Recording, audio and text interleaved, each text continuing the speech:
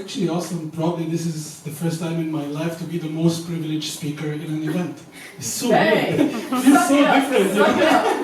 Yeah, it's like, yeah, what can I say now? Yeah. I always try to start with this story that, like, before moving to Europe, I did a lot of courses into this direction of like speaking and giving presentations in this kind of direction. And they always had this concept of what they call the attention grabber or attention getter, where you like try to grab the attention of the audience, right? And then I always hated the people who do it like very traditionally, like they always come up and ask a question. I always like try to build fancy props and things like of this sort.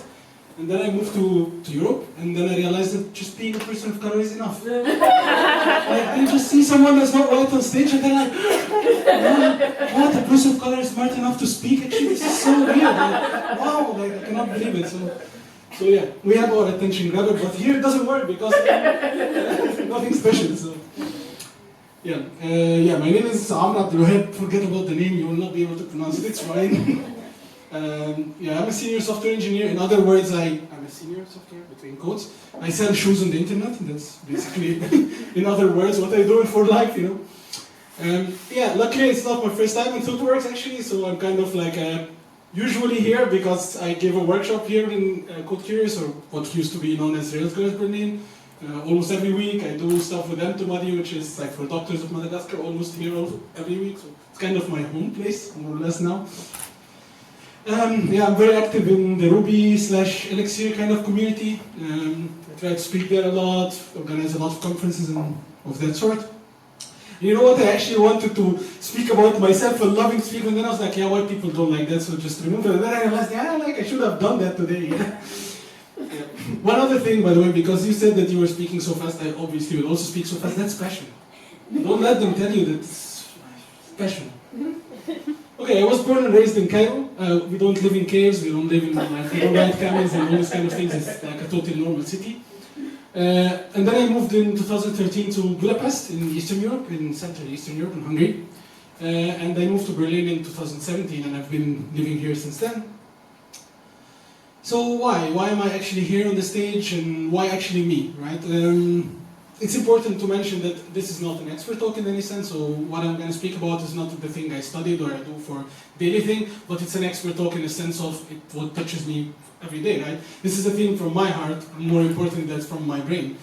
And yeah, not to this audience, but usually when I speak about these sort of things in tech conferences, people are like, oof, and irrelevant and stuff, and I really like this. So yeah, it might seem irrelevant, but it's obviously very relevant because we have thousands of people, thousands of your colleagues all around you, and we're really touched by this issue. It's not like a bullshit topic that we speak about or something. Why me though? This is the thing that's interesting. I come from a very privileged background as a person actually. So yeah, I grew up from kind of like this middle to high class Egyptian family, right? And they are Muslims. And when I say Muslims in Egypt, that's not an underprivilege, it's a privilege, right? They are the majority, they are the ones that are oppressing everyone else. So yeah, that was a privilege back then. Sadly, what I'm going to say is that I have a lighter shade of black color, which is still in Africa is considered a privilege, which is super weird, but yeah. So yeah, compared to my brother, my full brother who is like darker skinned, I already consider privilege. Yeah, obviously I'm a cisgender male, straight, so I was basically checking all the check boxes, right? Like the full guy with the full privileges. And in the past, I obviously faced people who were confronting me with things that I would do, things that they would complain about. And I have always been an active person, so it's not that I was like, I don't know, completely against them or anything, but I was like feeling this kind of sympathy in a sense that like, yeah, I sympathize with those people, but honestly, deep inside, you always have these questions like, why are they so sensitive about it? Right? You always had this question in my mind, like, why are they making a big fuss of this? Is it like that thing that we have to talk about this every single time we meet? And of course, checking all the privileges didn't make sense to me, right? I was honestly failing for a lot of these common, like, fallacious arguments, saying things like, oh, this is refers to sexism, and you know, those things that we will get to later. And then I moved to Europe, and then something started to happen, you know, like, because suddenly, like, I was just like, what happened? And like, every day, and like, people are just like looking down to me every single day. I'm like, what happened? I was totally not like this before. And then like, I don't know, like you really need to do this like 10 times more effort to achieve the same result. Like it's so weird. And then like, you know, it's even funny because like sometimes my manager, I mean, not so, one time my manager obviously told me that like, you are black, you need to do more effort. Like, you didn't need to like hide it or anything. That's all right. Yeah, Germans do that sometimes.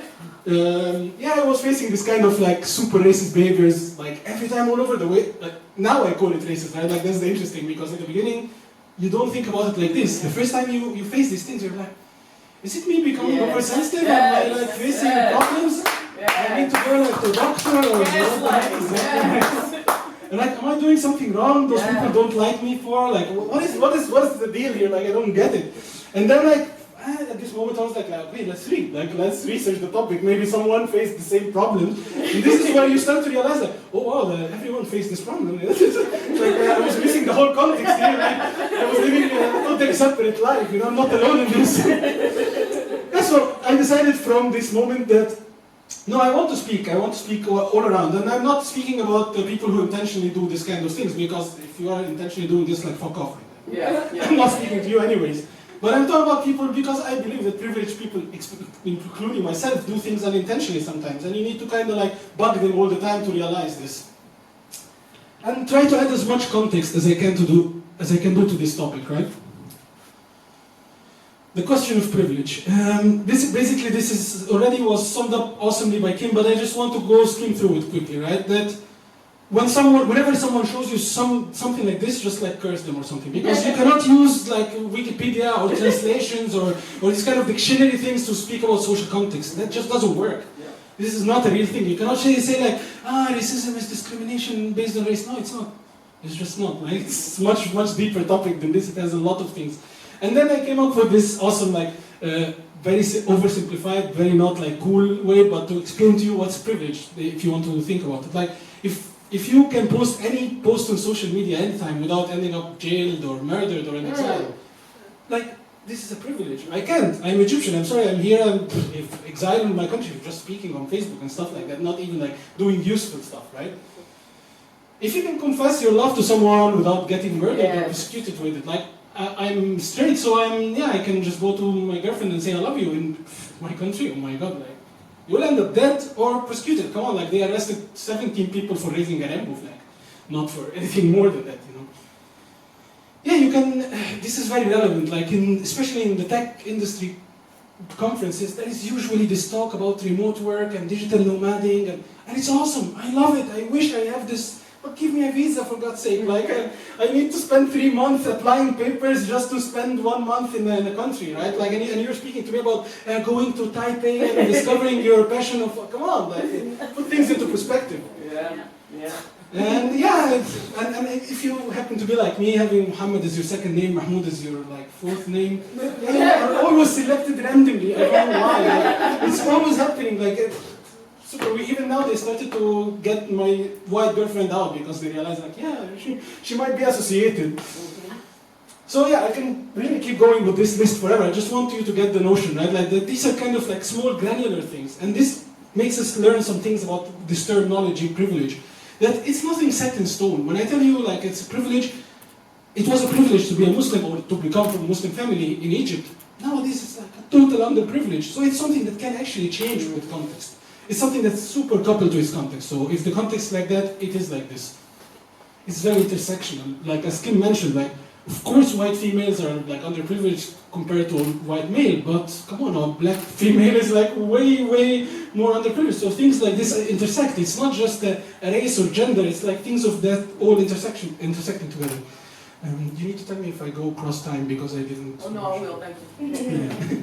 So, and this is probably the core essence of this. When I tell you you are privileged, I'm not cursing you, right? I'm just telling you that you are privileged. Like, this is not a curse. I'm not saying that you are evil, I'm saying that you have a privilege. And what does that mean is that you have some extra duties that you need to do as a privileged person. And the question that comes up, but wait, I did nothing wrong, why am I expected to do more efforts? Because you didn't do shit. Right? And let's use our usual example from our tech industry. I suppose most of us work with things like legacy code bases, right? Like you inherit this kind of code base from someone, and you know that the developers have done the best they could to give you like a very good project, right? This is something that we all probably do. Like they have been working on this for 10 years, but still sometimes they had to go through this. The business told them you need to deliver this tomorrow, so they had to build the shitty thing and they just moved on, and now you have to pay for it, right? Or sometimes in the past I don't know, the developers took some uninformed decision. They didn't know that in the future it will be like this, and they built something based on the wrong assumption, and now you have to pay for it. Honestly, they can just go to a conference and, I don't know, someone tell them that this kind of database is awesome, and they just follow the hype because, yeah, people like to follow hypes, and they end up with something wrong. And this, I think all of us in our software teams face these kind of things. This is, in our industry, what we refer to as the technical debt, right? This is something that we all know, we all deal with on every day. And when you are trying to deal with the concept of technical debt, you cannot ignore the problems of the past, right? You cannot just simply say, oh yeah, I don't know, the team fucked up last year, but we can just act as if it didn't happen. That just doesn't work. You will just make this problem way deeper, right? You also cannot rewrite everything from the beginning. You don't have this chance. Like, you don't have this chance to say, like, I'm starting from a clean slate every week, because then you'll end up rewriting your application every week. You have to keep shipping. You have to keep moving forward. But you have to be very mindful of what happened in the past. You have to be very mindful, taking steps to address what happened in the past, taking steps to like avoid deepening this problem. But you have to always have it in your mind. And this is exactly the situation of privilege, right? Now, yeah, it's kind of obvious. We have a 200,000 years project with billions of developers that worked on this shit, right? And unlike your software project, like, I'm sure none of them had the best intentions. I mean, like, very limited amount of them had the best intentions, the rest didn't really. And like, well, yeah, everything is highly coupled, very complex, awfully documented. Yes. None of it is secure and performant. And you don't have automated tests, so how can you even like realize that you broke something else, right? And yeah, it's clear this project is called humanity, and we are all maintaining it. So like, this is the whole problem, right? One last thing about this giving context, that our industry has this horrible tendency to decontextualize things. Mm-hmm. Right? This comes in our industry, it makes sense. You want to build single responsibility stuff, services and objects and all sorts of things, right? You want to have this isolated, decoupled services. Like, if you give a developer this, like, anything agnostic service, they just like, oh my god, this is awesome. Like, technology agnostic service, platform agnostic, this is just a buzzword that everyone likes. Yeah, that works. Like, it really works in software, right? In writing code, it really works to remove context. But just when it comes to social science, it does not. You cannot say that like 1 + 1 is equal racism. That just doesn't work like this. There is always context into things. So we need to get rid of this decontextualization thing, because I really hate how software engineers always argue in a way as if they're arguing about the code base, about like social sciences. That just doesn't work. Okay. I'm probably way ahead of time, so there is a lot of like fallacies that people use to argue against us in this industry. Important to note, like, sometimes underprivileged people will also repeat these fallacies, and that is a topic that we can have a full talk on. So, but it's normal that, I don't know, a black woman would say like things that like this, so it's fine. The first one, which I really hate, is the intention versus intent. Yes. So, whenever I complained in any part of my life about a racist behavior, the first answer was, he did not mean it. And I'm insisting on this he, because it's usually he, I don't know why. So he did not mean it, and then I'm like, yeah, so what? I mean, like, it's really, really irrelevant in this case. Like, you just damaged me. I mean, you are sitting in the park and you throw a frisbee, it hits my face, and then I'm like, oh, sorry, I didn't mean it. Like, you still need to apologize, you still need to take me to the hospital. Like, nothing changed, you just gave me a concussion here. Like, I don't care if you meant it or not, you still hurt me. So this is just something that doesn't make any sense. On the contrary, this is very important, please focus on this. When you do something good, intentions really matter. If you have diversity quota in your organization and you don't understand why are you doing this, this is so damaging. Mm-hmm. This is fucking horrible. If you treat me as a token that you are collecting for your company to put in your cover, this is shit. If you are doing a workshop for increasing diversity and inclusion and you don't even understand what's diversity and inclusion, yes, this is way more damaging. Yes. So if you will do something good, please read about it and understand what you're doing first. Yes. Stop following friends. second argument, the all lives matter argument. I really love that. Like somehow among black people we refer to many things with this like statement, like yeah, all lives matter. You know, they're like this kind of. It just happened like one hour before the conference. Yeah. So for people who don't know, for European folks who don't know what's this, like as a response to police brutality in black folks in the U.S., there was this campaign, right? The movement Black Lives Matter. And of course, yeah, the neo-Nazis, the right wing everywhere around the world started to tell us, all lives matter. What are you talking about? They were trying to suggest that what people meant with Black Lives Matter is that black lives are more important than all lives. That's not the whole point, right?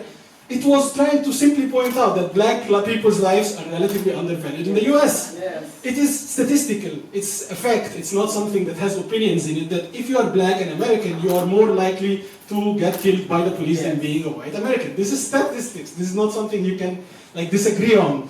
And it was just trying to push the people to recognize that there is some inequity there. Please notice that something is happening in there.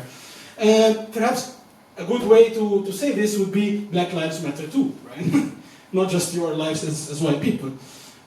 Maybe this explains it better.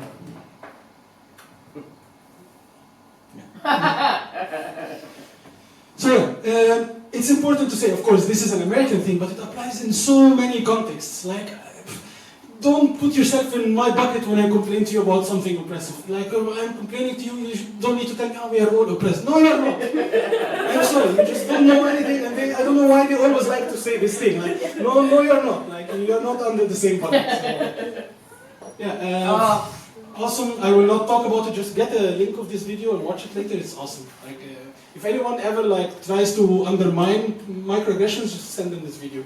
Can you hold it up real quick? Yeah. All together.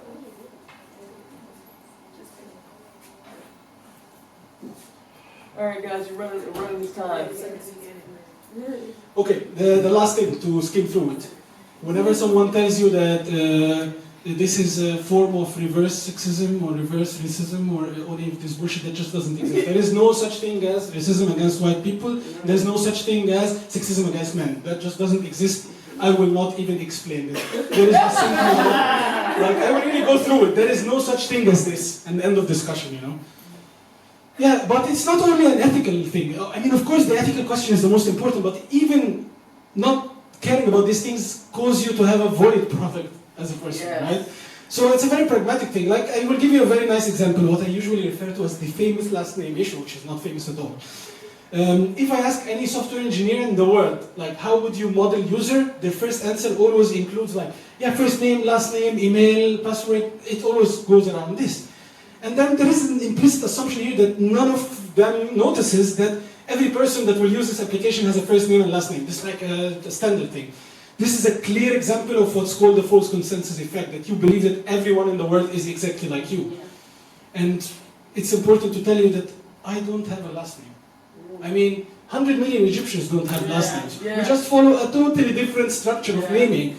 And while this might seem so trivial to you, it's so fucking like critical in my life, how many times a government in Europe gave me a totally different name because they just selected a different random name from my passport which has some names, or like, I don't know, the bank didn't accept because, oh no, you're not the same name, you have a different last name. I'm like, yeah, it's the same, they just didn't understand. So this is very critical. And you built a void product for something that's even irrelevant. Why do you need the first and last name? Why don't you just store name? Yeah. What is the benefit of doing this? I think there is, again, we don't have that much time, there is this awesome falsehood GitHub repo which collects as much as you can imagine of things that when I read it I was like, wow, I never thought about it, like this thing excludes a lot of people and I never thought about it. Yeah, we can go again about the racist camera phenomenon. I think most of the people in the audience know it. I mean, I can show you this, like just this. Like, what the hell? And yeah, we can speak about why this happened, but we don't have time. One thing about airbags, for example, is that they didn't work for women for a few years after it was done, right? Because there were some like male engineers that collected their measurements and said like, okay, let's build some test dummies. And it didn't work correctly for women. So it's a void product. It's a product that's not even doing its basic job, like making people survive. So yeah, it's important to think about inclusiveness in every step. And to reach inclusiveness in every step, you need to have a diverse team because otherwise you will not even realize that you are missing something, right? So in a nutshell, what to do as a company: hire diversity professionals, someone to actually help, try to listen to people, make sure to guarantee a transparent and open kind of framework for such issues. As us, please realize something: being a software engineer is a privilege on its own. Yes. Right? You can find jobs. This is a candidate-driven market. You leave your job tomorrow, you get a job after tomorrow, and these kind of things, right? Even for me, even for someone who's Arabic in Berlin, you find a job in one day. This is insane, right? So please listen to your colleagues when they say something, and do your homework, and speak up. So quit your job if they are doing something shit. I quit a job once because they wanted to add a gender field. Right? Like I was like, no, we will not accept gender. Like, that's done. I'm quitting. Done. You can find a job again. They are actually paying much more for this kind of decisions. They need to feel it. And yeah, of course, support all diversity-related kind of issues. And I'm not talking just about women kind of things, but there is a lot of stuff targeting black people. There is a lot of stuff targeting Hispanic people to try to reach out. Write blog posts. Make white people as uncomfortable as you can in conferences. I don't see any other way to say it like this. I love this feeling when I get on the stage and then like the white people in the end of the like, we need to he's not going to speak about the performance in Rails because it's very important. Because it's more important to have 4 milliseconds more and stuff like that. So make them uncomfortable, make them leave. At the end, yeah, this very annoying narrative of why don't we just all be nice to each other and move on and forget about this politics stuff. I just wish that white people understand that being sick of politics is a privilege. Yes. Yes. It's your privileges that allows you to live a politics-free life. You are not going to be a target of bigotry or attacks or deportation. I can be deported tomorrow morning. You can't. So that's why you don't care about politics. That's why you want to live this life. You are tired of this hustle because your safety is not at stake. Yes. And you thinking that we are trying to play the victim card, I was like, what is this bullshit really? Like, I just want you to understand, like, it's so hard and exhausting to actually be on this stage and say this. It's so, like, do you really think I like to be the guy in the team fighting over details, like having a job? Like, I don't, like, I wish I have, like, fun in my life, but it is necessary. It's tiring, it's annoying for all of us, but we are fighting for our life, for our safety, you know? And if you don't see this, it's because of your privilege. Yes. Thank you.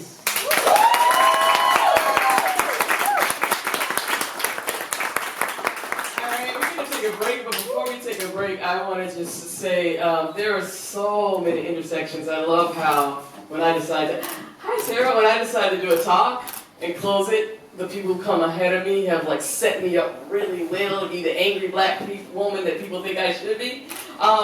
Because there are so many things that we fuck up about because we don't have the perspective. It's not that white people are evil. You know, that's not my default, but my default is all white people are racist by design and cannot be trusted because they will fuck up.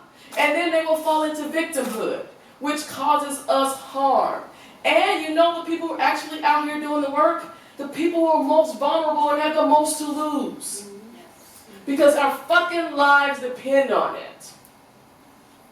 So I'm so sick of particularly white cis males. I don't know what to do. Fuck, if you fart, you've done something. It's more than most people do. Get started doing something. So we're going to take a 10-minute break and we're going to get back started.